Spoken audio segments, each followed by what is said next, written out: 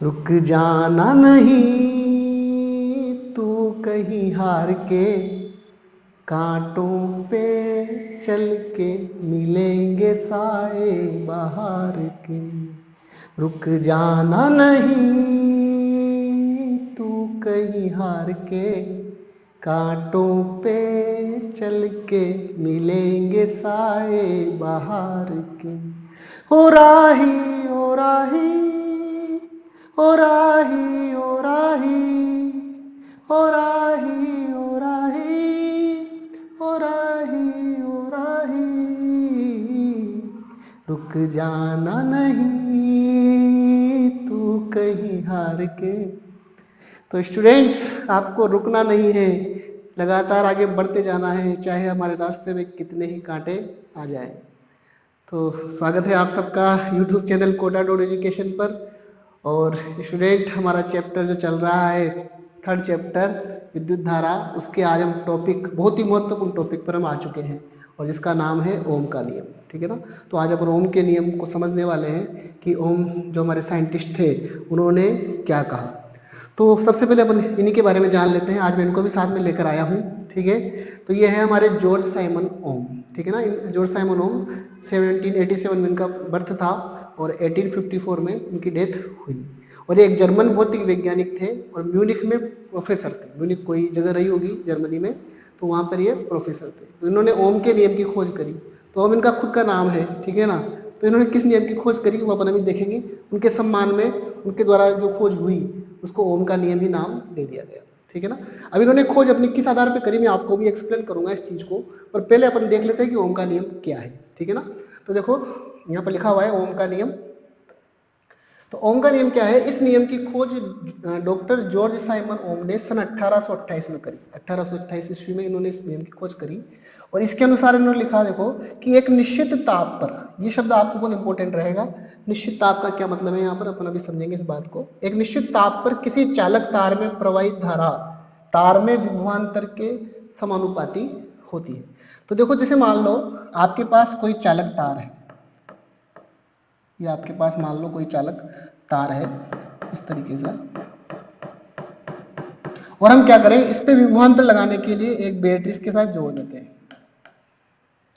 ठीक है ना। एक बैटरी को अपन यहाँ जोड़ देंगे ताकि इसके ऊपर विभवांतर लगाया जा सके। तो V वोल्ट की बैटरी अपन ने यहाँ जोड़ दी। जैसे आप बैटरी जोड़ोगे तो बैटरी के द्वारा अगर अपन कनेक्शन ऑन कर देंगे तो ये बैटरी से धारा प्रवाहित होने लग जाएगी। तो उन्होंने ये कहा कि जो धारा है, इस तार में जो धारा बह रही है वह आरोपित विभवांतर के समानुपाती है।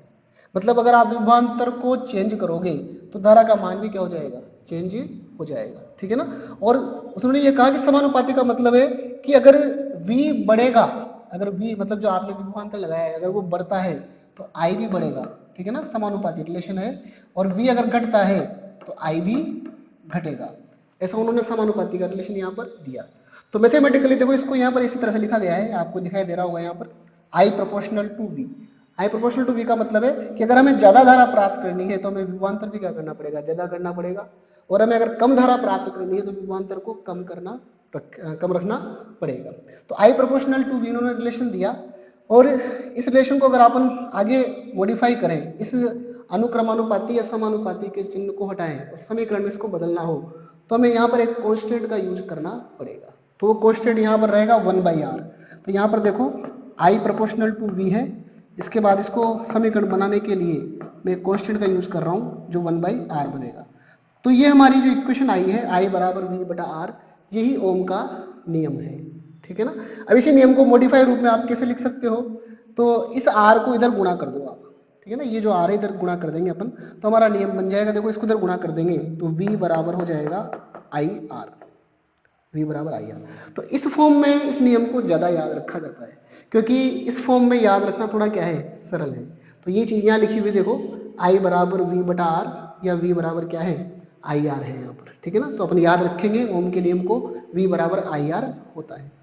तो उन्होंने जो कहा, देखो उसमें ये R जो अपन ने कहा वो यहाँ लिखा हुआ है, R एक नियतांक है। ठीक है ना। R एक कांस्टेंट है जिसे चालक तार का प्रतिरोध भी कहते हैं। तो ये प्रतिरोध क्या होता है ये अपन आगे समझेंगे बहुत डिटेल में, जैसे आप जानते होंगे इसके बारे में भी, पर आगे बहुत डिटेल में इसको अपन समझने वाले हैं। तो फिलहाल अभी अपना जो फोकस है वो केवल ओम के नियम पे है। तो उन्होंने कहा कि अगर आप किसी तार में प्रवाहित धारा का मान चेंज करना चाहते हो तो आपको विभवांतर क्या करना पड़ेगा, चेंज करना पड़ेगा। ठीक है ना। अब ये खोज उन्होंने कैसे करी, तो देखो इसमें कुछ नीचे लिखा हुआ है, ओम ने अपने नियम की खोज ऊष्मा चालन से सदृश्य के आधार पर करी। उस समय तक क्या था, उस समय ऊष्मा चालन की खोज हो चुकी थी, मतलब ऊष्मा जब बहती है, ऊष्मा भी जब बहती है तो उसको अपन कहते हैं ऊष्मीय धारा।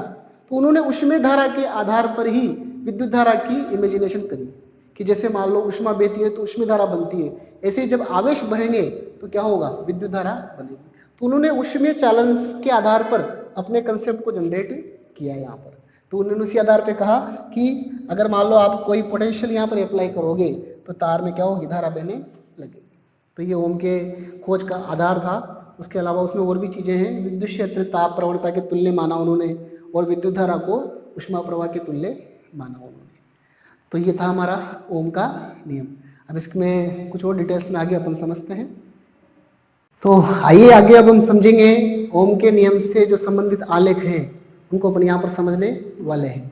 तो देखो ओम के नियम की जो इक्वेशन हमारे पास आई वो थी हमारे पास V = IR, या उसको अपन समानुपाती के रिलेशन में अगर कहते हैं तो ये होती है I ∝ V। ठीक है। तो इस रिलेशन को अपन रैखिक रिलेशन कहते हैं, रैखिक संबंध। ये एक प्रकार का रैखिक संबंध है। रैखिक संबंध क्या होता है, जिसमें जो वेरिएबल्स होते हैं जिनको आप बदल सकते हो उनकी घात एक एक होना चाहिए, तो उसको अपन बोलते हैं रैखिक संबंध। और जब इनके बीच में अगर आप ग्राफ बनाओगे तो वह ग्राफ हमेशा आपका सरल रेखा आएगा, क्योंकि रैखिक संबंध का मतलब हो गया ग्राफ रेखा आएगा, मतलब कोई लाइन आपको यहाँ पर मिलेगी। तो देखो यहाँ पर मैंने एक ग्राफ बनाया हुआ है जिसमें मैंने y अक्ष पे तो ले रखा है धारा को I को, ठीक है ना, और x अक्ष पे लिया है मैंने v को, और ये आपने विभिन्न मानों के आधार पर ये ग्राफ आपने बनाया तो आपको सरल रेखा प्राप्त हो गया।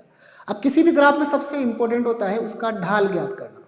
तो ढाल क्या होता है, ढाल होता है कि ग्राफ के किसी बिंदु पर जब आप स्पर्शरेखा खींचते हो, ठीक है ना, तो उसका x अक्ष के साथ बनाया गया कोण जो होता है उसका टेन थीटा निकालना, टेन मान निकालना उसका, वो उसका ग्राफ का ढाल कहलाता है। तो देखो आप अपनी जो यहाँ पर ये ग्राफ है ये ऑलरेडी सरल रेखा है, तो इसमें जो ये कोण है थीटा, इसका अपन टेन मान निकालेंगे, मतलब इसका टेन थीटा निकालेंगे तो टेन थीटा यहाँ पर ग्राफ का ढाल बनेगा। ठीक है ना, टेन थीटा क्या बनेगा, ग्राफ का ढाल बनेगा।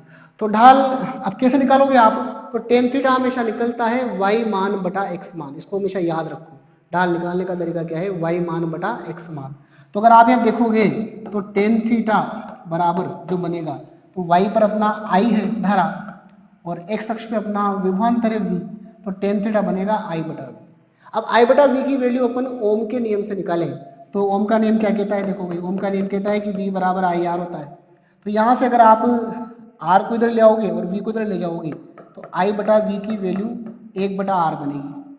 तो मैं इस वैल्यू को 1/r मान सकता हूँ कि ये वैल्यू 1/r है। तो कुल मिला के मैं कह सकता हूँ कि यहाँ जो मेरे पास ग्राफ मौजूद है इसका ढाल क्या करता है, प्रतिरोध के व्युत्क्रम को बता रहा है। प्रतिरोध का उल्टा है ना भाई, 1/r है, तो प्रतिरोध के व्युत्क्रम को बता रहा है। तो इस प्रकार ग्राफ का ढाल किसी न किसी क्वांटिटी को आपको बताएगा। अब इसके अलावा देखो एक और चीज इंपॉर्टेंट है यहाँ पर कि ग्राफ को कैसे बनाया है इसके ऊपर भी डिपेंड करता है।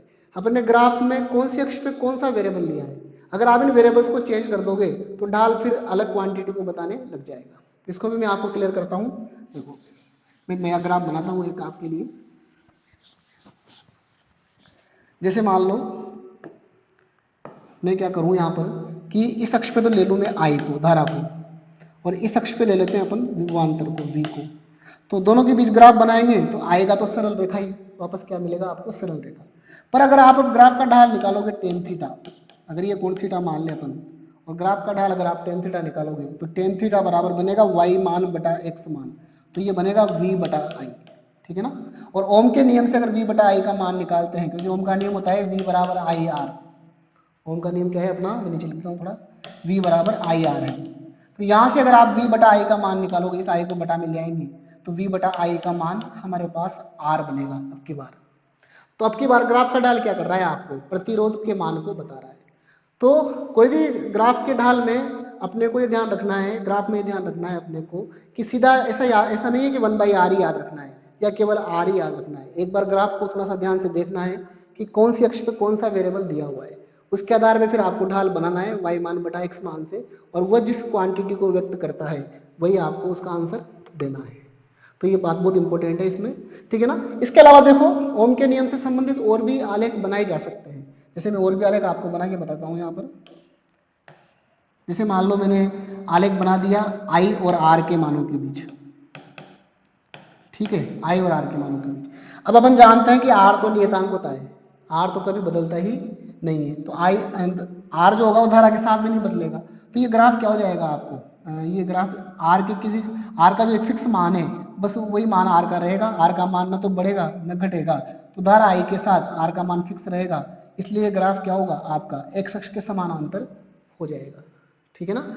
इसी प्रकार अगर आप इसको v के साथ ले लो, यहाँ पर v आ जाए तब भी ये कंडीशन आएगी, क्योंकि v के साथ भी अपने r का मान चेंज नहीं होता है, तो इसमें ग्राफ भी कैसा आएगा, इसी तरीके से जो आपकी v अक्ष है या x अक्ष के दो इसको, इसके क्या रहेगा, समानांतर रहेगा।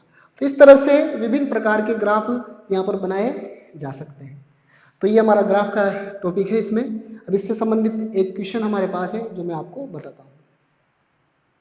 तो आइए अब करते हैं ग्राफ से संबंधित क्वेश्चन। तो देखो क्वेश्चन क्या है हमारे पास, चित्र में दो प्रतिरोध तार ए व बी के आलेख दिखाए गए हैं। आपको आलेख दिख रहा होगा यहाँ पर, एक ए और बी दो अलग अलग तार हैं, ठीक है ना, और उनके लिए जो है उन पर वी और आई अप्लाई करके अपन ने विभवांतर अप्लाई कर दिया, दोनों पे अलग अलग बैटरी लगा दी और फिर दोनों से निकलने वाली धारा को अपन ने ज्ञात कर लिया, ठीक है ना। उसके लिए वहाँ पर वोल्टीमीटर एमीटर भी लगाने पड़ेंगे। वोल्टीमीटर विभव का मापन करता है, एमीटर धारा का मापन करता है। तो ऐसा मापन करके आपको एक ग्राफ बना के दिया है कि भाई ए के लिए तो ऐसा ग्राफ बनता है ए वाले तार के लिए, और बी वाले तार के लिए ऐसा ग्राफ बनता है। तो किस तार का प्रतिरोध अधिक होगा, तो ग्राफ को देख के बताना है हमें कि इसमें कौन से तार का प्रतिरोध अधिक होगा, ठीक है ना। तो सबसे पहले तो आप देखो कि इस ग्राफ का ढाल किस चीज को बता रहा है। तो ग्राफ का ढाल अपन जानते हैं होता है टेन थीटा, ठीक है ना। मैं यहाँ आंसर यहाँ भी लिखा हुआ है पर मैं अलग से समझा देता हूँ आपको। ग्राफ का ढाल जो होता है हमारे पास वो होता है टेन थीटा, ठीक है ना। और टेन थीटा होता है वाई मान बटा एक्स मान। तो वाई मान तो है हमारा आई और एक्स मान है वी, और आई बाई बटा आई अपॉन वी को अगर आप ओम के नियम से देखोगे तो ये 1/r बनेगा। अगर v बराबर आई आर का यूज अपन करें तो इससे अगर आई बटा वी का मान निकालते हैं तो 1/r आता है। इसका मतलब क्या हो गया कि ग्राफ का ढाल जो है वह प्रतिरोध के व्युत्क्रम को बता रहा है। इसका अर्थ ये हो गया कि जहां पर टेन थीटा ज्यादा होगा, टेन थीटा का मान जिसके लिए ज्यादा होगा उसका प्रतिरोध क्या रहेगा, कम रहेगा, ठीक है ना। तो अब देखो ग्राफ में ढाल किसका ज्यादा है, तो अपन जानते हैं ढाल उसका ज्यादा होता है जिसका कोण ज्यादा होता है। तो आप साफ साफ देख रहे होंगे यहाँ पर कि कोण जो ज्यादा है वो ए का है, ए वाले का कोण ज्यादा रहेगा और बी वाले का कोण क्या रहेगा, कम रहेगा, ठीक है ना। तो मैं कह सकता हूँ यहाँ पर कि हमारा टेन थीटा जो ज्यादा होगा वो ए के लिए ज्यादा होगा, किसकी तुलना में, बी की तुलना में, ठीक है ना। क्योंकि ए का कोण ज्यादा है तो ए का टेन थीटा भी क्या रहेगा, ज्यादा रहेगा। अब जिसका टेन थीटा ज्यादा उसका आर कम, तो इसका मतलब ए वाले का रेजिस्टेंस क्या रहेगा, कम रहेगा, ए वाले का प्रतिरोध कम हो जाएगा किसकी तुलना में, बी की तुलना में। तो इस तरह से अपन ग्राफ के आधार पे ध्यान से देखकर इस क्वेश्चन का आंसर ज्ञात कर सकते हैं। तो एक अच्छा क्वेश्चन माना जाता है, इसको आप जरूर तैयार करें। अब चलते हैं अगले कंसेप्ट की ओर। तो आइए अब अगला टॉपिक समझ लेते हैं अपना, विद्युत प्रतिरोध। प्रतिरोध क्या होता है। तो देखो अपने जानते हैं कि किसी भी तार में जब धारा प्रवाह होगा, आवेशों का प्रवाह होगा, तो उनके मार्ग में बाधा जरूर आएगी, क्योंकि अपन ने देखा था कि वहाँ पर बड़ी संख्या में अन्य इलेक्ट्रॉन्स विद्यमान होते हैं, धनायन विद्यमान होते हैं। तो जब कोई भी इलेक्ट्रॉन चलेंगे तो क्या होगा, वो किसी न किसी से टकराते रहेंगे, धनायन से, इलेक्ट्रॉन से ही अपन ने पिछले टॉपिक में बहुत डिटेल में पढ़ा भी था, ठीक है ना। तो जो टकराएंगे तो इसका मतलब उनको बाधा आएगी चलने में, तो वो बाधा ही क्या कहलाता है, यहाँ पर तार में प्रतिरोध कहलाता है, ठीक है ना। तो इसकी परिभाषा देखो क्या है, किसी पदार्थ का वह गुण जो धारा प्रवाह में अवरोध उत्पन्न करता है, धारा के बहने में क्या करता है, अवरोध उत्पन्न करता है, प्रतिरोध कहलाता है। ऐसे पदार्थों को प्रतिरोधक अपन कहते हैं, ठीक है ना। और इन्हें कैपिटल आर से या स्मॉल आर से व्यक्त करते हैं। यहाँ पर ये एरो का साइन बता रहा है कि कैपिटल आर या स्मॉल आर से व्यक्त करते हैं। तो प्रतिरोध को आप या तो कैपिटल आर से लिखोगे या फिर स्मॉल आर से लिखेंगे। अब देखो ओम के नियम से अगर देखा जाए तो ओम के नियम से अपन जानते हैं V बराबर आई आर होता है, ठीक है ना, V बराबर आई आर। तो यहाँ से अगर अपन इस R की वैल्यू निकालें तो R की वैल्यू आएगी, इसको इधर बटा में ले लेंगे तो V बटा आई। तो जब भी आपको R ज्ञात करना होगा इस फॉर्मूले का आप प्रयोग यहाँ पर करेंगे। तो ये फॉर्मूला यहाँ भी लिखा है, आपको नोट्स में भी नजर आ रहा होगा, R बराबर V बटा आई। तो ये जो मैं आपके लिए इस तरह से लेके आता हूँ भाई, ये नोट्स हैं आपके, आप इनको एजीटी ऐसा कैसा लिख सकते हैं, क्योंकि ये आपके एग्जाम के लिए मैटर है, ठीक है ना। इसको ऐसा कैसा लिख लोगे आप तो आपके कंप्लीट एनसीईआरटी के नोट्स प्रिपेयर हो जाएंगे। तो इसीलिए मैं इनको इस तरह से यहाँ पर आपके लिए स्कैन कॉपी लेकर आता हूँ, ठीक है ना, ताकि अपन प्रॉपर नोट्स भी साथ में बना सकें। तो ये हो गया हमारा प्रतिरोध। अब कोई भी भौतिक राशि जब नहीं आती है तो उसका मात्रक और विमेय सूत्र अपन जरूर ज्ञात करते हैं। तो यहाँ पर अपन क्या करते हैं, बाहर का मात्रक और विमेय सूत्र निकालते हैं, प्रतिरोध का मात्रक और विमेय सूत्र। तो देखो मैं यहाँ निकाल के बताता हूँ आपको। हमारा फॉर्मूला है R बराबर V बटा आई, ठीक है ना, R बराबर है V बटा आई। अब V का मतलब अपन जानते हैं वोल्ट, ठीक है ना, वोल्ट में विभवांतर आप वोल्ट में मापोगे और धारा को अपन किस में मापेंगे, एम्पियर, ठीक है ना। तो इसका मात्रक हो जाएगा वोल्ट बटा एम्पियर या वोल्ट पर एम्पियर। पर ये इसका व्यवहारिक मात्रक ज़्यादा यूज में नहीं किया जा सकता है, इसका शॉर्ट नेम होता है ओम।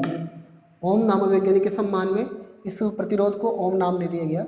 और इसका टोपी जैसा साइन होता है, ओम को जब लिखते हैं तो टोपी जैसे साइन में इसको लिखा जाता है। तो देखो ये लिखा हुआ है यहाँ पर वोल्ट पर एम्पियर या ओम। अब इसका विमेय सूत्र अपन ज्ञात करेंगे इसके बाद। तो विमेय सूत्र देखो कैसे ज्ञात होएगा, R बराबर है हमारे पास V बटा आई। अब यहाँ पर आपको विभव का विमेय सूत्र रखना पड़ेगा।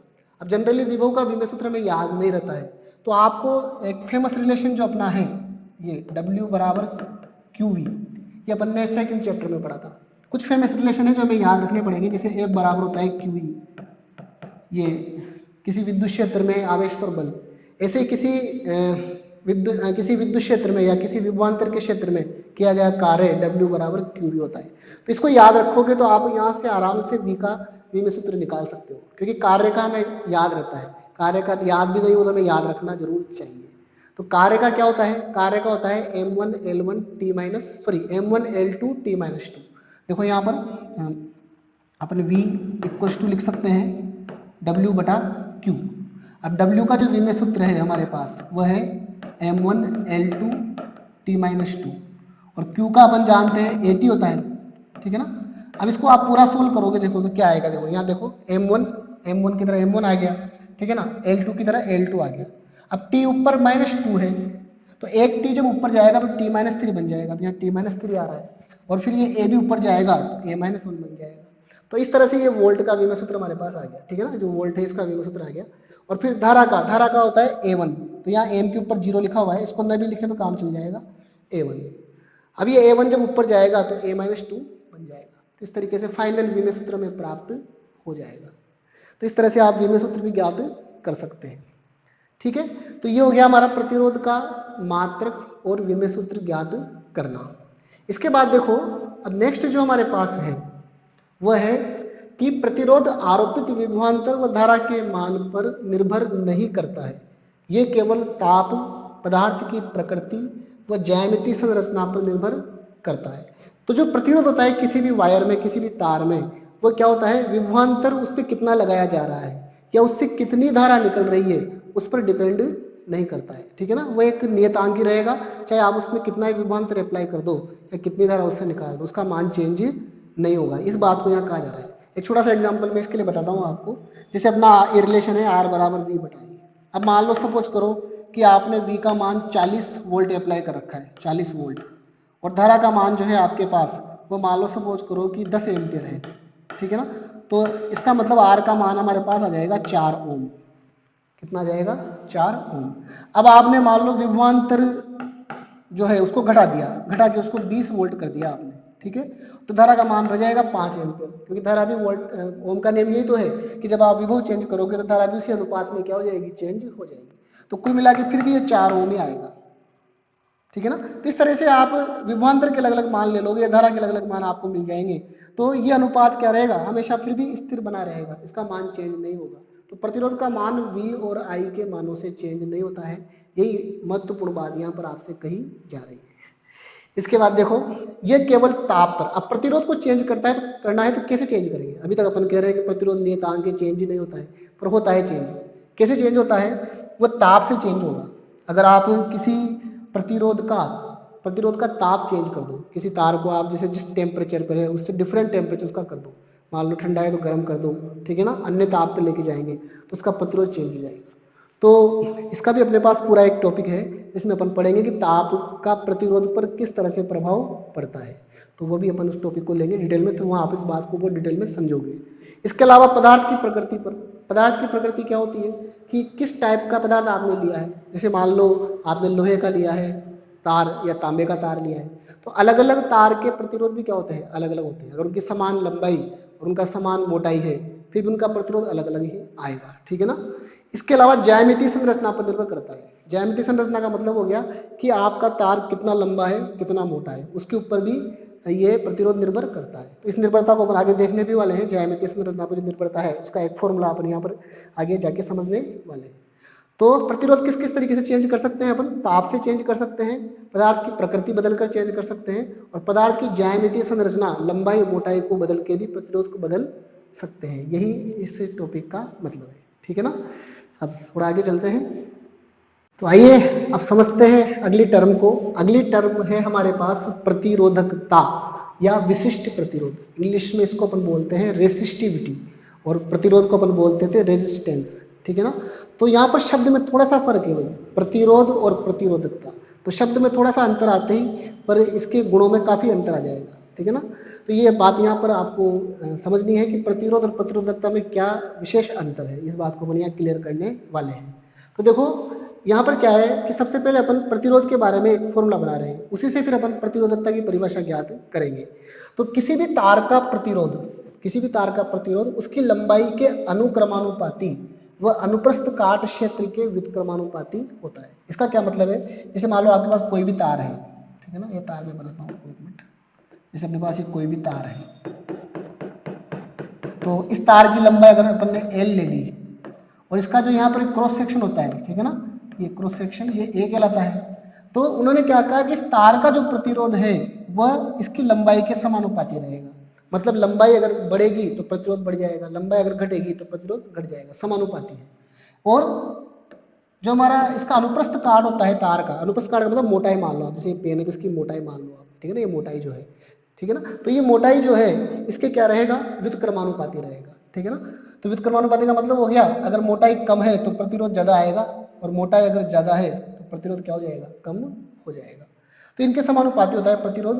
तो एक तरह से ये ज्यामितीय निर्भरता बता रहा है, ये दोनों रिलेशन क्या कर रहे हैं, ज्यामितीय निर्भरता को बता रहे हैं, प्रतिरोध की ज्यामितीय निर्भरता। अब इन दोनों संबंध को अगर अपन मिला देते हैं तो क्या हो जाएगा, देखो R प्रोपोर्शनल टू हो जाएगा L/A, ठीक है। अब इस समानुपाती के चिन्ह को हटाने के लिए यहाँ पर एक कांस्टेंट का अपन प्रयोग करेंगे, और वो कांस्टेंट कहलाता है रो, ठीक है ना। तो रो L/A ये संबंध बन जाता है। अब ये रो क्या होता है देखो, तो ये रो ही हमारी प्रतिरोधकता है। यहाँ लिखा हुआ है देखो कि जहाँ रो क्या है, समानुपातिक नियतांक है, इसे तार की प्रतिरोधकता या विशिष्ट प्रतिरोध कहते हैं, ठीक है ना। तो ये रो ही हमारा क्या है, विशिष्ट प्रतिरोध है। तो अब देखो रो को अपन को डिफाइन करना है, तो पहले अपने को क्या करना पड़ेगा, यहाँ पर रो का फॉर्मूला बनाना पड़ेगा। तो रो का फॉर्मूला अगर यहाँ से अपन बनाते हैं, देखो तो रो का फॉर्मूला कैसे बनेगा, यहाँ से अगर रो का फॉर्मूला अपन बनाते हैं तो रो बराबर बनेगा, यहाँ से रो बराबर, जब ए इधर ले लेंगे अपन तो L बटा में चला जाएगा, तो रो बराबर बनेगा RA/L। तो ये एक बहुत महत्वपूर्ण संबंध है। इस संबंध को हमें या तो इस रूप में याद रखना चाहिए या इस रूप में याद रखना चाहिए, पर ज़्यादा अच्छा है कि आप इसको इस रूप में याद रखो, ठीक है ना। इसी से फिर अपन ये रूप निकाल लेंगे बाद में। तो ये हमेशा किसी भी फॉर्मूले का एक रूप ही हमें ध्यान रखना चाहिए अगर उसको अच्छी तरीके से याद रखना है तो, ठीक है ना। अगर अपन ज़्यादा उसकी डिफरेंट फॉर्म याद रखेंगे तो फिर आपको कभी ना कभी कन्फ्यूजन आ सकता है उसमें। तो अपन रखेंगे याद R बराबर रो L/A होता है। तो अगली स्टेप में अब मैं क्या करने वाला हूँ, इस रो को परिभाषित करने वाला हूँ। अभी अपन ने रो को परिभाषित नहीं किया है, हेडिंग तो अपन ने डाल दिया प्रतिरोधकता या विशिष्ट प्रतिरोध, पर अपन अब क्या करेंगे, जब अपने पास रो का फॉर्मूला आ गया है तो इस रो के फॉर्मूले से ही हम विशिष्ट प्रतिरोध को परिभाषित करने वाले हैं। तो आगे देखते हैं। तो अब करते हैं अपन रो को डिफाइन, रो की परिभाषा अपन बनाते हैं। तो अपन रो की परिभाषा यहाँ फॉर्मूले से बनाने वाले हैं, और यही परिभाषा आपको एग्जाम में भी लिखनी है अगर पूछी जाती है तो, ठीक है ना। तो यहाँ पर रो की परिभाषा बनाते हैं। देखो तो रो बराबर हमें क्या मिला भाई, रो बराबर मिल गया हमको RA/L, हमें ये रो का मान मिल गया है। ठीक है ना। तो हम क्या करेंगे, इसमें इस A को और L को एक मानेंगे।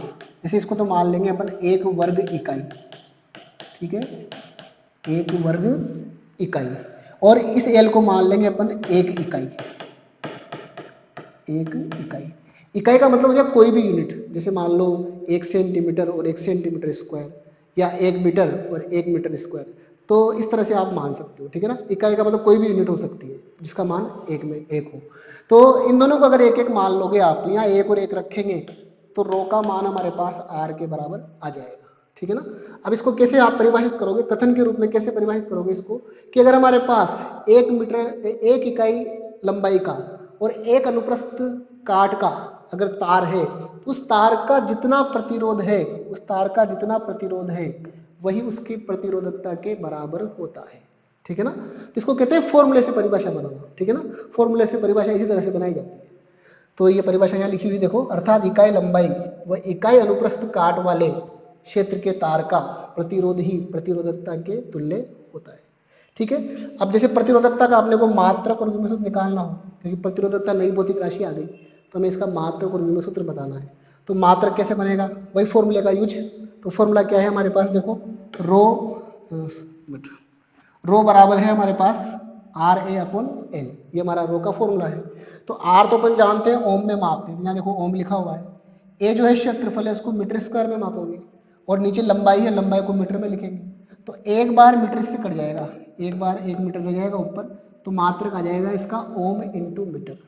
तो कहीं भी अगर किसी भौतिक राशि के पीछे या किसी मान के पीछे अगर ओम इंटू मीटर लिखा हुआ है, तो आप समझ जाओ कि ये यहाँ पर प्रतिरोधकता हमें दी गई है। मात्रक से बहुत पहचान होती है, मात्रकों से अपन किसी भी भौतिक राशि की पहचान कर सकते हैं। ठीक है ना। तो इसके बाद देखो विमेय सूत्र है।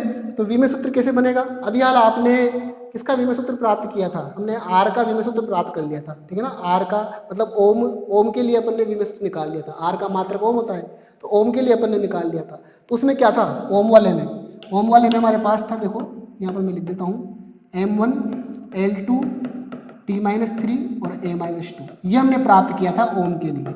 अब इसको मीटर से और गुणा करना है। तो मीटर से गुणा करने का मतलब 1 L से और गुणा करना है। तो जैसे ही 1 L से और गुणा करेंगे, तो यहाँ पर ये L स्क्वायर और L3 हो जाएगा, जो यहाँ लिखा हुआ है। तो यहाँ पर आपको डायरेक्ट लिख के बता दिया। ठीक है ना। बस अपन को क्या करना है, पिछला वाला जो हमें R का मिला है, उसको केवल मीटर का मतलब L से और गुणा करना है। तो आपको इस तरीके से इसका विमेय सूत्र भी मिल जाएगा। अब सबसे इंपॉर्टेंट बात अब आ रही है, देखो यहाँ पर, कि किसी तार की प्रतिरोधकता जो है वह ताप और पदार्थ की प्रकृति पर निर्भर करती है। किस पे निर्भर करती है, ताप पे भी निर्भर करती है। प्रतिरोधकता चेंज करनी है आपको, तो ताप चेंज करना पड़ेगा। ठीक है ना। इसका मतलब ताप पे क्या हो रहा है, प्रतिरोध भी निर्भर कर रहा है और प्रतिरोधकता भी निर्भर कर रही है, और पदार्थ की प्रकृति पर भी निर्भर करती है। किस तरह का पदार्थ आपने लिया है, लोहा लिया है, तांबा लिया है, ठीक है ना, जैसा भी लिया है। पर यह ज्यामितीय संरचना पर निर्भर नहीं करती है, ये सबसे इंपॉर्टेंट बात है। प्रतिरोध और प्रतिरोधकता में बस यहीं पर विशेष अंतर है। प्रतिरोध जो होता है वो ज्यामितीय संरचना पर निर्भर करता है, लंबाई पर और मोटाई पर, मतलब अनुप्रस्थ काट पर, जबकि प्रतिरोधकता लंबाई पर और मोटाई पर या अनुप्रस्थ काट पर निर्भर नहीं करती है। ये एक विशेष अंतर है दोनों में, जो हमें बहुत अच्छी तरीके से याद रहना चाहिए, क्योंकि कभी कभी हमारे बोर्ड के एग्जाम में इसके ऊपर क्वेश्चन दे दिया जाता है और स्टूडेंट वहाँ गलती करता है। तो किस तरह से गलती करता है, मैं एक क्वेश्चन से आपको आगे बताता हूँ। चलते हैं। तो देखो ये जो क्वेश्चन है, ये बहुत ही महत्वपूर्ण क्वेश्चन है। इस क्वेश्चन में कहाँ गलती हुई थी ये भी मैं आपको बताऊंगा अभी। ठीक है ना। तो पहले क्वेश्चन को एक बार पढ़ते हैं। तो इसमें क्या दिया हुआ है, दिया हुआ है कि एक ही धातु के बने, एक ही प्रकार के धातु के बने 1 मीटर और 2 मीटर लंबाई वाले तारों के प्रतिरोध व प्रतिरोधकता का अनुपात ज्ञात कीजिए। तो आपके पास 2 तार हैं, एक तो है 1 मीटर लंबा, ठीक है ना, और एक है आपके पास 2 मीटर लंबा। ठीक है। अब दोनों एक ही धातु के बने हुए हैं। ठीक है। तो उनके लिए हमें क्या करना है, प्रतिरोध और प्रतिरोधकता के अनुपात ज्ञात करने हैं। तो हम जानते हैं कि प्रतिरोध जो होता है लंबाई के समानुपाती होता है, प्रतिरोध लंबाई के समानुपाती होता है। तो अगर अपन 2 कंडीशन लेंगे यहाँ पर, तो अगर 2 कंडीशन में अपन पहली कंडीशन में प्रतिरोध को R1 माने और दूसरी कंडीशन में प्रतिरोध को R2 माने, और लंबाई को अपन माने पहली कंडीशन में L1 और दूसरी कंडीशन में L2, तो R1/R2 बराबर आएगा L1/L। ठीक है ना। तो यहाँ पर इस रिलेशन से अगर आप देखोगे तो पहली लंबाई आपके पास 1 मीटर है, दूसरी लंबाई आपके पास 2 मीटर है, तो L1/L2 का मान हमारे पास 1/2 आ जाएगा। इसके बाद जब आप प्रतिरोधकता निकालोगे तो प्रतिरोधकता मैंने क्या बताया था आपको कि प्रतिरोधकता ज्यामितीय संरचना पर निर्भर नहीं करती है। तो यहाँ पर क्या होगा, दोनों की प्रतिरोधकता जो रहेगी वो एक जैसी रहेगी, ठीक है ना। पहले तार की भी वही प्रतिरोधकता रहेगी, दूसरे तार की भी वही प्रतिरोधकता रहेगी। तो जब दोनों का अनुपात निकालोगे आप तो कट के क्या हो जाएगा, 1/1 हो जाएगा। तो बस ये विशेष अंतर है यहाँ पर कि प्रतिरोधकता जो है ज्यामितीय संरचना पर निर्भर नहीं करती है, इसलिए उसका अनुपात 1/1 बनेगा। जनरल स्टूडेंट इसमें भी क्या करता है, इस तरह का रिलेशन लगा देता है, ये लंबाई वाला रिलेशन लगा देता है, और इसका आंसर भी वो 1/2 इस तरीके से निकाल के आ जाता है, ठीक है ना, या 2/1 निकाल के आ जाएगा। तो ये यहाँ पर गलती उससे होती है। तो ध्यान रखो, प्रतिरोधकता ज्यामितीय संरचना पर निर्भर नहीं करती है, वह एक ही धातु के लिए एक ही प्रकार की रहेगी, चाहे उसकी कितनी लंबाई ले लो, चाहे उसकी कितनी ही मोटाई ले लो। ठीक है, चलते हैं अगले कंसेप्ट पर। भाई स्टूडेंट्स, अब समझते हैं प्रतिरोध में परिवर्तन से संबंधित कुछ फॉर्मूले। तो देखो प्रतिरोध में परिवर्तन कैसे हुआ भाई, प्रतिरोध में परिवर्तन हुआ कि आप लंबाई को चेंज कर दोगे तो प्रतिरोध चेंज हो जाएगा, आप उसका क्रॉस सेक्शन अनुप्रस्थ काट या मोटाई कह दो, मोटाई चेंज कर दोगे तो प्रतिरोध चेंज हो जाएगा। तो जब अपन इनमें चेंज करते हैं तो एक नया प्रतिरोध आपके पास आ जाएगा। जैसे आपका कोई जो तार है उसका मान लो कोई प्रतिरोध है और आपने उसकी लंबाई चेंज कर दी तो एक नया प्रतिरोध बन जाएगा। तो उस नए प्रतिरोध का मान कैसे ज्ञात करते हैं, इन सब के लिए हमारे पास कुछ फॉर्मूले होते हैं, ठीक है ना। तो ये फॉर्मूले हमें यहाँ पे दिए हुए हैं, देखो कि प्रतिरोध में लंबाई व क्षेत्रफल में परिवर्तन करके नया प्रतिरोध ज्ञात करने के सूत्र आपको दिए हुए हैं। तो जैसे R1/R2 बराबर है L1/L2 का होल स्क्वायर। तो R1 का मतलब है पहले का प्रतिरोध, फर्स्ट कंडीशन का प्रतिरोध, और R2 का मतलब है द्वितीय कंडीशन का प्रतिरोध। जब आपने किसमें परिवर्तन किया, लंबाई में, तो L1 का मतलब है पहले वाली लंबाई और L2 का मतलब है बाद वाली लंबाई। तो इस रिलेशन को यूज करके अपन बाद का प्रतिरोध ज्ञात कर सकते हैं। इसी प्रकार अगर आप क्षेत्रफल में परिवर्तन कर रहे हो तो R1/R2 का मान बनेगा A2/A1 का होल स्क्वायर। तो A2 क्या है, बाद का अनुप्रस्थ काट, और A1 क्या है, पहले का अनुप्रस्थ काट, और इसका उल्टा आ रहा है, देखो यहाँ पर R1/R2 और यहाँ आ रहा है A2/A1, उल्टा हो गया इसमें, ठीक है ना, उसका होल स्क्वायर। और इसी प्रकार मान लो दोनों में चेंज हो रहा है, लंबाई में भी और क्षेत्रफल में भी चेंज हो रहा है, दोनों में एक साथ चेंज देखना है अपने को। तो फिर R1/R2 बराबर बनेगा L1/L2 गुणा A2/A1, ठीक है। तो आप ये सोच रहे होंगे कि ये फॉर्मूले कहाँ से आए, ठीक है, ये फॉर्मूले कहाँ से एकदम से प्रकट हो गए हमारे सामने। तो ऐसे प्रकट नहीं हुए, अपन समझते हैं ये फॉर्मूले कहाँ से आए, पर आपको बाद में इनको जो है डायरेक्टली ध्यान रखना है न्यूमेरिकल्स के लिए। तो मैं बताता हूँ कैसे आए ये फॉर्मूले। जैसे मान लो मेरे पास कोई तार है भाई, ठीक है ना, L लंबाई का तार है और A उसका अनुप्रस्थ काट है, तो इस तार का प्रतिरोध R बराबर क्या होगा, ρL/A होगा। अब जब आप किसी तार की लंबाई चेंज करते हो, जैसे मान लो मैं किसी तार को खींच रहा हूँ, खींच के लंबा कर रहा हूँ, तो क्या होगा, उसका जो मोटाई है वो भी क्या हो जाएगी, कम हो जाएगी, मतलब A का मान क्या हो जाएगा, कम हो जाएगा। तो जब आप किसी तार को खींचते हैं तो लंबाई में चेंज करने पर आप उसकी मोटाई को नियत नहीं रख सकते, उसकी मोटाई भी उसके साथ साथ क्या हो जाएगी, चेंज हो जाएगी।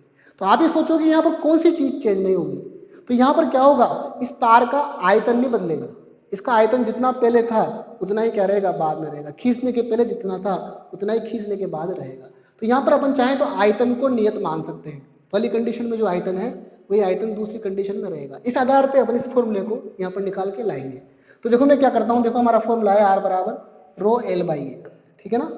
तो मैं इसको क्या करता हूँ, ऊपर नीचे जो है वो मैं L से गुणा कर देता हूँ, L/L से, L/L से मैंने गुणा कर दिया। समान राशि से जब अपन गुणा और भाग करते हैं तो मूल राशि पे कोई फर्क नहीं पड़ता है, ठीक है। अब ये L इस L से गुणा होके देखो क्या हो जाएगा, रो तो रहेगा इसी, L L से गुणा होके L स्क्वायर और नीचे आ गया AL।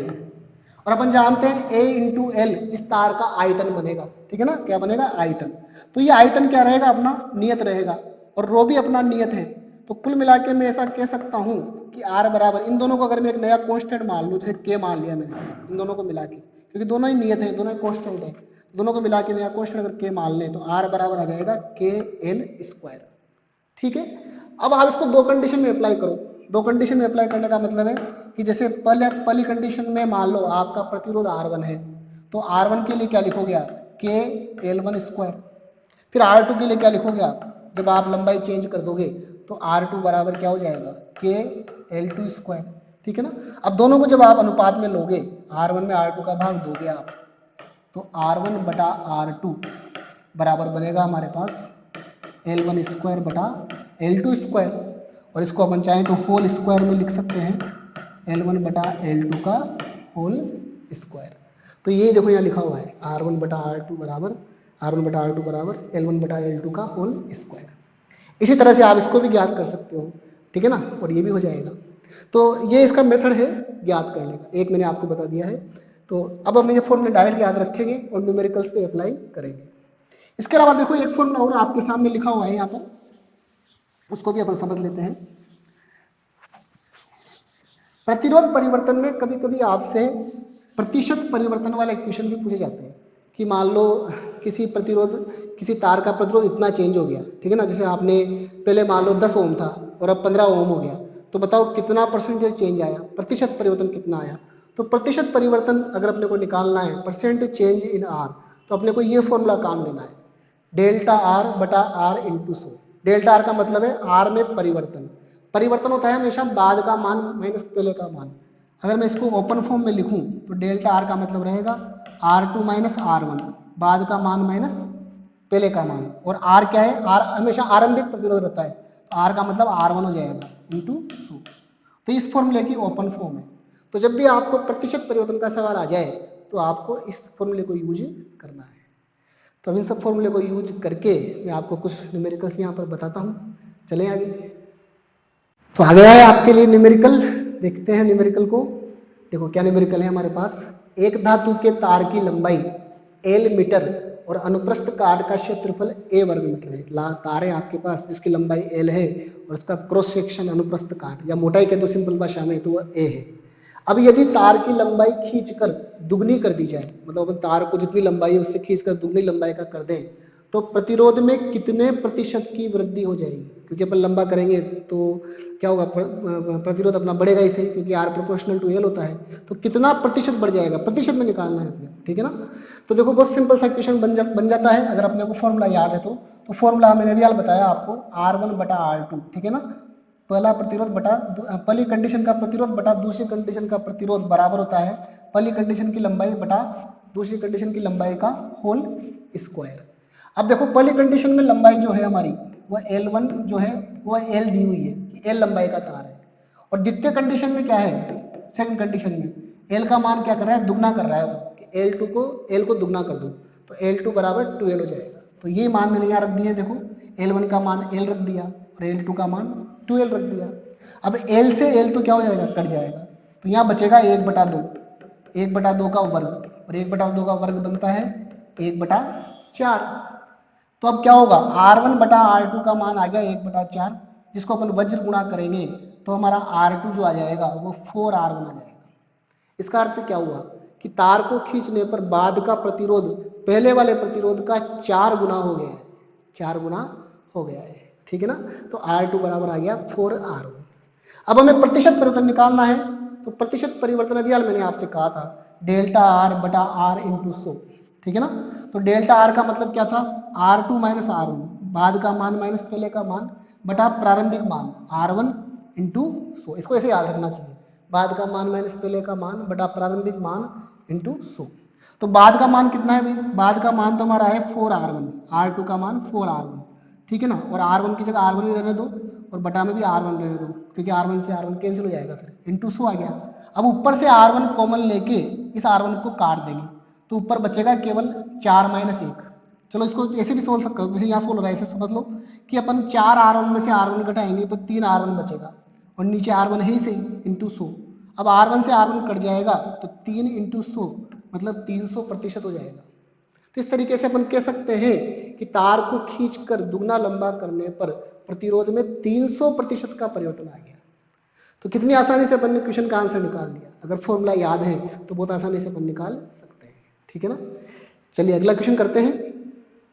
तो एक और न्यूमेरिकल हम करते हैं प्रतिरोध परिवर्तन पर आधारित, बहुत सिंपल सा न्यूमेरिकल ये है, पढ़ते हैं एक बार इसको। तो देखो क्या लिखा हुआ है, किसी तार को खींचकर n गुना लंबा कर दिया जाता है तो इसका नया प्रतिरोध कितने गुना हो जाएगा। किसी तार को खींचकर आपने क्या कर दिया, n गुना। अब n का मतलब क्या है, 2 गुना 3 गुना 4 गुना कितने भी गुना हो सकता है, ऐसे n गुना कर दिया आपने, तो उसका नया प्रतिरोध कितना हो जाएगा ये हमें बताना है, कितने गुना हो जाएगा पहले की तुलना में, ये हमें बताना है। तो मैं इस क्वेश्चन को देखो यहाँ आंसर करके बताता हूँ आपको, आंसर यहाँ भी लिखा हुआ है पर अपन यहाँ सोल्व करते हैं। मान लेता हूं कि मैं फर्स्ट कंडीशन जो हमारी है, फर्स्ट कंडीशन इसमें प्रतिरोध R है और तार की लंबाई हमारी L है, ठीक है ना। अब सेकंड कंडीशन जब आएगी तो सेकंड कंडीशन में क्या कह रहा है वो कि हमने तार को N गुना कर दिया खींचकर, तो इसकी नई लंबाई हो जाएगी NL और हमें इस कंडीशन में प्रतिरोध बताना है, तो उसको मैं यहाँ पर R डैश मान लेता हूँ। आप R1 R2 भी मान सकते हो, तो मैंने यहाँ R और R डैश मान लिया, तो नया प्रतिरोध मैंने R डैश मान लिया है। तो हमें इसी R डैश का मान निकाल के बताना है। अब हम जानते हैं अपना रिलेशन क्या जानते हैं हम कि R1 अपॉन R2 का जो मान होता है वो होता है L1 अपॉन L2 का होल स्क्वायर, ठीक है ना। तो इसमें मैं मानों को रिप्लेस करता हूं, देखो तो R1 तो है R पहले का प्रतिरोध और R2 है हमारा R डैश बाद का प्रतिरोध। पहले की लंबाई है L, L1 का मान L और बाद की लंबाई है N गुना NL, ठीक है ना। और इसका क्या आ जाएगा होल स्क्वायर। अब देखो यहाँ L से L कट जाएगा और जब स्क्वायर ओपन करेंगे तो 1/n स्क्वायर बन जाएगा। तो R बटा R डैश का मान हमारे पास आ गया 1/n स्क्वायर। अब इस R डैश को आप निकालोगे तो इसको वज्र गुणापन करते हैं, तो R डैश बराबर आ जाएगा, ये इधर गुणा हो जाएगा n स्क्वायर R। तो क्या बता रहे हैं आपको कि जो नया प्रतिरोध है वो पहले वाले प्रतिरोध का n स्क्वायर गुना हो जाएगा। अगर आपने तार को n गुना खींचा तो प्रतिरोध n स्क्वायर गुना बढ़ जाता है, ये आपसे यहाँ पर बताया जा रहा है, ठीक है ना। तो इसको ऐसे कंसेप्ट भी आप याद रख सकते हो, ठीक है। तो ये अपना क्वेश्चन यहाँ पर कंप्लीट हो गया। अब चलते हैं नेक्स्ट क्वेश्चन की ओर। तो स्टूडेंट्स अब जो अगला टॉपिक है इसमें हम दो महत्वपूर्ण परिभाषाओं को यहाँ समझने वाले हैं। ये हमारे एग्जाम में कभी कभी डायरेक्ट पूछी जाती है, ठीक है ना। तो हमने इसके पहले जैसे प्रतिरोधकता पढ़ी थी, तो प्रतिरोधकता का उल्टा होता है चालकता, ठीक है ना। प्रतिरोधकता जैसे रोकने का गुण है, तो चालकता क्या है चलने का गुण है, मतलब आसानी, चलने में कितनी आसानी है, धारा को बहने में कितनी आसानी है, वह गुण है। तो यहाँ पर इसी आधार पर चालकता को परिभाषित किया गया है, ठीक है ना। चालकता को इंग्लिश में कंडक्टिविटी भी बोलते हैं। तो देखो क्या लिखा हुआ है, प्रतिरोधकता का व्युत्क्रम चालकता कहलाता है और इसे सिग्मा से लिखते हैं। आपको दिख रहा होगा सिग्मा, ये सिग्मा इस तरीके का होता है, ठीक है ना। तो सिग्मा से लिखते हैं, तो सिग्मा बराबर क्या होगा, देखो सिग्मा बराबर हो जाएगा 1/ρ, मतलब प्रतिरोधकता का उल्टा हो गया। तो सिग्मा बराबर 1/ρ हमारी चालकता कहलाएगी, ये चालकता रहेगी। तो इसको ध्यान रखें आप, आगे काम आने वाली है हमारी चालकता। अब इसका जैसे ये नई भौतिक राशि है तो इसका भी मात्रक और विभव सूत्र बनता है, ठीक है ना। तो इसके सम्मान में भी अपन मात्रक विभव सूत्र बनाते हैं। तो 1/ρ है। अब रो का अपन ने क्या निकाला था, आपको ध्यान हो, रो का अपन ने निकाला था ओम इंटू मीटर। रो का जो था ऊपर तो एक ही सही, और रो का हमने निकाला था ओम इंटू मीटर। तो इनको जब ऊपर लेके जाओगे आप तो क्या हो जाएगा, देखो ओम इनवर्स और मीटर इनवर्स, ठीक है ना। ये तो यहाँ लिखा हुआ है ओम इनवर्स और मीटर इनवर्स। अब ओम इनवर्स को अपन क्या कहते हैं, जैसे ओम, जैसे ये तो ओम है, ठीक है ना, इसको तो ओम बोलते हैं अपन, और ओम इनवर्स को अपन बोलते हैं महो। महो ये उल्टा पढ़, इसको उल्टा पढ़ो आप, म ओ, तो इसको इसकी जगह महो लिख दिया जाता है, ठीक है ना। तो ओम का उल्टा ही है महो, ठीक है ना। तो यहाँ पर ओम इनवर्स को अपन महो भी कह सकते हैं। तो यहाँ पर इसको अपन महो, महो देखो ओम इनवर्स को अपन ने लिख दिया महो, और यहाँ पर मीटर आ रहा है तो यहाँ पर मीटर लिख दिया मैंने, मीटर इनवर्स आ रहा है ना, इसको पर मीटर। तो इसका मात्रक महो पर मीटर भी होता है, महो पर मीटर। और महो को साइमन भी कहा जाता है, साइमन, जॉर्ज साइमन ओम के सम्मान में इसको साइमन भी कहा जाता है। तो साइमन पर मीटर भी इसका मात्रक कहलाता है, ठीक है। इसके बाद एक और टर्म है इसमें चालकत्व, कंडक्टेंस बोलते हैं इसको इंग्लिश में। तो चालकत्व क्या होता है, प्रतिरोध का व्युत्क्रम होता है, प्रतिरोध का मतलब R का। तो 1/R बराबर G कहलाता है, अपन चालकत्व को G से लिखेंगे। तो प्रतिरोध का व्युत्क्रम चालकत्व कहलाता है, इसे कैपिटल G से लिखते हैं। अब इसका जो मात्रक बनेगा, इसका मात्रक क्या बनेगा 1/ओम, क्योंकि R को आप ओम में मापोगे तो 1/ओम और बराबर हो जाएगा ओम इनवर्स। तो ओम इनवर्स कह दो, या हिंदी में कहो तो इसको अपन क्या कह सकते हैं महो, या महो नहीं कहो तो आप कह सकते हो साइमन, ठीक है ना। तो इस तरीके से आप इसको याद रख सकते हैं। तो ये दो इंपॉर्टेंट परिभाषाएं हमारी यहाँ पर हो गई है। अब अगले टॉपिक पे चलते हैं। तो स्टूडेंट जो अगला कंसेप्ट हमारा है, ये धारा घनत्व में आपके लिए लेकर आया हूँ। ये बहुत ही इंपॉर्टेंट कंसेप्ट है, धारा घनत्व। तो धारा घनत्व क्या होता है, इसको हमें यहाँ समझना है, और धारा के होते हुए धारा घनत्व की आवश्यकता क्यों पड़ी, इस बात को हमें यहाँ पर समझना है, ठीक है ना। जब धारा से अपन किसी सर्किट को समझा सकते हैं तो फिर धारा घनत्व की आवश्यकता हमें क्यों पड़ी। तो देखो यहाँ पर हम जानते हैं, जैसे मान लो मैंने इस बार ये तार लिया है और इस तार का मैंने यहाँ पर अनुप्रस्थ काट अलग अलग दिखाया है। यहाँ अनुप्रस्थ काट हमारा कम है और यहाँ अनुप्रस्थ काट हमारा क्या है, ज़्यादा है, ठीक है ना। तो जब इलेक्ट्रॉन यहाँ से मतलब जो धारा बहेगी, इलेक्ट्रॉन लेके अपन धारा मान लेते हैं कि धारा जब यहाँ से बहेगी तो इस भाग से जितनी धारा निकलेगी उतनी ही इस भाग से निकलेगी। यहाँ जितनी धारा एंटर करेगी आई, उतनी धारा यहाँ से बाहर निकलेगी। ऐसा क्यों होगा? क्योंकि जितने इलेक्ट्रॉन यहाँ से इधर आ रहे हैं, इस वाले भाग से जितने इलेक्ट्रॉन इधर जा रहे हैं उतने ही तो यहाँ से निकलेंगे, ठीक है ना। तो धारा के मान पे तो कोई फर्क नहीं पड़ता।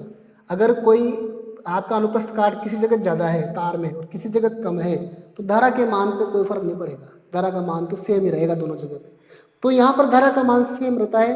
तो धारा के आधार पे अपन यहाँ पर ये नहीं बता सकते कि अनुप्रस्थ काट का क्या प्रभाव है। तो अनुप्रस्थ काट पर धारा का प्रभाव समझने के लिए एक नई टर्म बनाई गई यहाँ पर, धारा घनत्व, जो हमें ये बताएगी कि अनुप्रस्थ काट पे धारा का प्रभाव किस तरीके का है, ठीक है ना। अब देखो मान लो यहाँ पर एरिया छोटा है, तो एरिया छोटा है तो छोटे एरिया से मतलब कम छोटे भाग से इलेक्ट्रॉन क्या होंगे, निकलेंगे। तो इलेक्ट्रॉन यहाँ क्या होंगे, बिल्कुल पास पास आ जाएंगे, मतलब इलेक्ट्रॉन की यहाँ भीड़ हो जाएगी।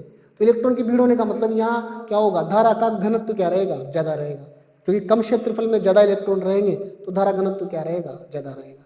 ऐसे यहाँ पर एरिया थोड़ा बड़ा है तो अगर वही सेम इलेक्ट्रॉन यहाँ से जब निकलेंगे, इस जगह से सेम इलेक्ट्रॉन निकलेंगे तो क्या होगा, वो इलेक्ट्रॉन जो रहेंगे उनकी संख्या तो वही है पर यहाँ क्षेत्रफल ज़्यादा बड़ा है तो क्या होगा, वहाँ पर घनत्व का मान क्या हो जाएगा, कम हो जाएगा। क्योंकि वहाँ इलेक्ट्रॉन ज़्यादा एरिया में फैले हुए हैं तो वहाँ घनत्व क्या रहेगा, कम रहेगा, ठीक है ना। तो क्षेत्रफल का प्रभाव समझने के लिए इस धारा घनत्व की टर्म को यहाँ पर जनरेट किया गया। तो आइए अब धारा घनत्व को अपन परिभाषित करते हैं। धारा घनत्व की देखो परिभाषा क्या लिखी हुई है, एकांक क्षेत्रफल से पृष्ठ के लंबवत गुजरने वाली धारा धारा घनत्व कहलाती है। तो जो आपका प्रश्न है, जो भी प्रश्न आपको दिया हुआ है, वहां से जो धारा निकलती है, एकांक पृष्ठ का मतलब हो गया अगर आप वो क्षेत्रफल 1 इकाई मान लो तो उस पृष्ठ से जितनी धारा निकलती है वही धारा घनत्व के बराबर होती है। और धारा घनत्व को जे से लिखते हैं, ठीक है ना, जे से लिखा जाता है। तो जे का फॉर्मूला यहाँ बनेगा हमारे पास, जे बराबर आई बटा ए। अब इस फॉर्मूले से देख लो आप, अगर ए का मान आप 1 मान लोगे तो जे का मान क्या हो जाएगा, आई के बराबर हो जाएगा। मतलब एकांक क्षेत्रफल से निकलने वाली धारा जितनी है वही धारा घनत्व के बराबर होती है। तो ये काफ़ी इंपॉर्टेंट टर्म है, इसको आप अच्छी तरह ध्यान रखें। और मैंने ये भी बता दिया आपको कि इसकी संकल्पना क्यों की गई, ठीक है ना। अब इसका मात्रक क्या है देखो, तो मात्रक है इसका एम्पियर पर मीटर स्क्वायर, क्योंकि आई का जो मात्रक रहेगा वो एम्पियर और नीचे क्षेत्रफल है तो क्षेत्रफल का मीटर स्क्वायर, दोनों अनुपात में है तो एम्पियर पर मीटर स्क्वायर। इससे इसका विमेय सूत्र भी अपन बना सकते हैं। एम्पियर का तो अपन जानते हैं केवल A1 होगा, ठीक है ना, बाकी सब के लिए 0 आ ही जाएगा। और मीटर स्क्वायर का L2 होगा। तो दोनों को जब अपन सोल्व करेंगे तो m0 और ये L ऊपर चला जाएगा, L-2 और T0 A1, ये इसका विमेय सूत्र हो जाएगा। अब धारा जो है, धारा घनत्व जो है उसको एक सदिश राशि माना गया है, ठीक है ना। ये एक सदिश राशि होती है, धारा को तो अदिश मानते हैं पर धारा घनत्व को सदिश राशि मानते हैं। और धारा घनत्व की दिशा क्या होती है, उस बिंदु पर जिस पृष्ठ पे आप निकाल रहे हो, पृष्ठ के उस बिंदु पर धारा की जो दिशा होती है उसी को धारा घनत्व की दिशा मानी जाती है, ठीक है ना। तो यहाँ पर धारा घनत्व को अपन सदिश राशि मानेंगे। अब कभी कभी ऐसा होगा कि जरूरी नहीं है कि धारा जो है पृष्ठ के लंबी निकल रही है, आपका जो पृष्ठ है उसके लंब ही धारा निकल रही हो, ऐसा कोई जरूरी नहीं है। तो अगर मान लो धारा पृष्ठ के लंबवत न हो और क्षेत्रफल सदिश से थीटा कोण बनाती हो, जैसे आप इस चित्र में देख रहे होंगे, इस चित्र में मान लो धारा आपकी इस बिंदु इधर जा रही है तो जिधर धारा जा रही है वही आपका धारा घनत्व हो जाएगा। तो ये जे की दिशा हो गई, ठीक है ना। और इसका जो ये एरिया वेक्टर है मतलब क्षेत्रफल सदिश अपन जानते हैं हमेशा क्या होता है, हमारा जो पृष्ठ होता है उसके लंब होता है। तो आपका जो पृष्ठ है इसके लंब आपको क्या करना है, क्षेत्रफल सदिश लेना है। अब दोनों के बीच अगर कोण थीटा है तो अपन आई को कैसे डिफाइन कर सकते हैं यहाँ पर कि धारा आई बराबर क्या रहेगा, जे और ए जो हमारे सदिश हैं उनका डॉट प्रोडक्ट के बराबर रहेगा, उनके बिंदु गुणनफल के बराबर धारा रहेगी। तो आई बराबर हो जाएगा जे वेक्टर डॉट ए वेक्टर, ठीक है ना। तो ये बहुत इंपॉर्टेंट फॉर्मूला है, ये भी हमें ध्यान रखना है। और इसकी ओपन फॉर्म हम लिखेंगे तो ओपन फॉर्म में क्या आएगा, ये आई बराबर जे ए कोस थीटा, ठीक है ना, जहाँ थीटा क्या रहेगा, हमारे जे वेक्टर और ए वेक्टर के बीच का कोण रहेगा। तो ये हो गया हमारा धारा घनत्व। अब इससे संबंधित एक क्वेश्चन अपन यहाँ पर करते हैं, चलते हैं आगे। तो हमारी एनसीईआरटी की बुक में एक बहुत ही महत्वपूर्ण क्वेश्चन दिया हुआ है जिसको अपन ओम का दूसरा नियम भी कहते हैं, ठीक है ना। तो जैसे आपको यहाँ लिखा हुआ है प्रूव दैट जे बराबर सिग्मा ई, तो जे हमारा धारा घनत्व है सिग्मा अभी हमने कहा था चालकता है और ई विद्युत क्षेत्र है। तो इस रिलेशन को हमें प्रूव करना है, सिद्ध करना है। अब ये रिलेशन क्या है कहलाता है, ये ओम के नियम का दूसरा रूप भी कहलाता है। तो इसको ओम के नियम से ही प्राप्त किया जा सकता है। तो मैं इसको कैसे प्राप्त करते हैं मैं आपको यहाँ पर समझाता हूँ, ठीक है ना। मैंने पहले से सॉल्यूशन लिखा हुआ है। तो देखो आप ओम के नियम से स्टार्ट करेंगे अपन। ओम का नियम क्या होता है आप जानते हो, V बराबर IR होता है। जैसे आपके पास कोई तार है और इस तार पर आपने V वोल्ट की बैटरी लगा दी, ठीक है ना, V वोल्ट की बैटरी लगा दी और आपकी बैटरी के कारण इस तार से धारा बहने लग जाएगी, ठीक है ना। तो ओम के नियम से अपन लिख सकते हैं V बराबर IR। अब देखो R क्या होता है, R है प्रतिरोध। तो प्रतिरोध का फॉर्मूला हमने पढ़ा था रो L बाई ए। अगर इस तार की लंबाई L है और इसका अनुप्रस्थ काट A है तो हम R का मान क्या लिख सकते हैं, रो L बाई ए लिख सकते हैं, ठीक है ना। अब मैं क्या करूंगा, इसके बाद ये जो V है विभवांतर, इसको मैं E इंटू एल लिख सकता हूँ। जैसे मान लो आप यहाँ पर जब बैटरी लगाओगे तो बैटरी क्या करेगी, पूरे तार के अंदर एक विद्युत क्षेत्र को स्थापित कर देगी, ठीक है ना। तो जो स्थापित विद्युत क्षेत्र है उसको अगर अपन लंबाई से गुणा करेंगे तो V बराबर EL आएगा, क्योंकि अपन ने पढ़ा है V बराबर ED होता है, ठीक है ना। ये अपन ने रिलेशन पहले पढ़ लिया चैप्टर नंबर 2 में, V बराबर ED होता है। तो यहाँ D क्या है, D लेंथ है मतलब लंबाई है। तो लंबाई को अपन ने यहाँ पर L लिया है, इसलिए V का मान बन जाएगा EL। तो मैंने यहाँ V की जगह EL रख दिया और I के बटा में मैंने A ले लिया, ये A इसके साथ ले लिया तो I बटा A हो गया और रो L को थोड़ा अलग कर दिया मैंने, ठीक है ना। अब क्या होगा देखो, ये L से ये L कट जाएगा आपका, ये L से ये L कट गया, ठीक है। और I बटा A जो है ये भी हाल अपन ने पढ़ा था धारा घनत्व। अगर धारा में आप क्षेत्रफल का भाग दोगे तो धारा घनत्व बन जाएगा। तो ये I बटा जो है A है ये J बन गया और ये रो जैसा का जैसा आ गया और यहाँ E आ गया। तो E बराबर हमें मिल गया J इंटू रो। अब रो क्या होता है, रो का मतलब प्रतिरोधकता, और प्रतिरोधकता चालकता का व्युत्क्रम होती है, ठीक है ना। तो मैं रो को चाहूँ तो 1 बटा सिग्मा लिख सकता हूँ, ठीक है ना, चालकता का व्युत्क्रम। तो 1 बटा सिग्मा मैंने लिख दिया, क्योंकि ये भी अपन पढ़ चुके हैं अभी। अब इस सिग्मा को इधर गुणा कर देंगे अपन तो हमारे पास आ जाएगा J बराबर सिग्मा ई। तो हमने क्या किया, ओम के नियम से ही इस वाले नियम को प्राप्त कर लिया। तो इसे अपन कहते हैं ओम का दूसरा रूप, ओम के नियम का दूसरा, ओम के नियम का दूसरा रूप। तो कभी कभी परीक्षा में प्रश्न पूछ भी लिया जाता है कि ओम के नियम का दूसरा रूप लिखिए, तो आपको क्या लिखना है, J बराबर सिग्मा ई लिखना है, ठीक है ना। तो इस तरह से ये हमारा आज का टॉपिक अब कंप्लीट होता है। ये हमारा टॉपिक 3.4 ओम का नियम था। कैसा लगा टॉपिक आप मेरे को जरूर कमेंट करके बताएं, ठीक है ना। फिर एक नए टॉपिक के साथ आपसे मिलूंगा, तब तक के लिए बाय, थैंक यू।